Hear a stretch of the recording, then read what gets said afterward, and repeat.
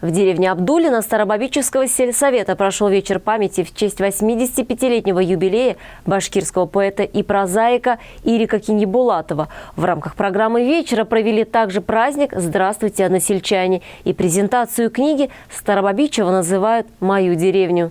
Он родился 15 июля 1938 года в деревне Абдулино Кырмыскалинского района. В день рождения нашего известного земляка в его родной деревне прошел вечер памяти.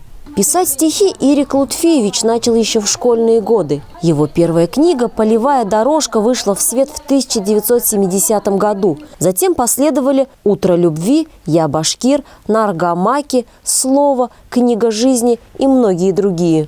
Творчество Ирика Кинебулатова, поэта с особым, неповторимым видением мира, радует читателей своей искренностью и простотой. Стихотворения башкирского поэта переведены на многие языки мира, а композиторы сочинили немало проникновенных песен, которые неизменно пользуются любовью изо дня в день в народе. Твердо могу сказать, что Кырмыскалинская земля растила прекрасного поэта-гражданина, поэта-трибуна. Вот поэтому его творчество – это как бы наше время, наша эпоха. Вот все перипетии жизни, все нюансы отражены в поэзии нашего земляка Ирика Кинебулатова.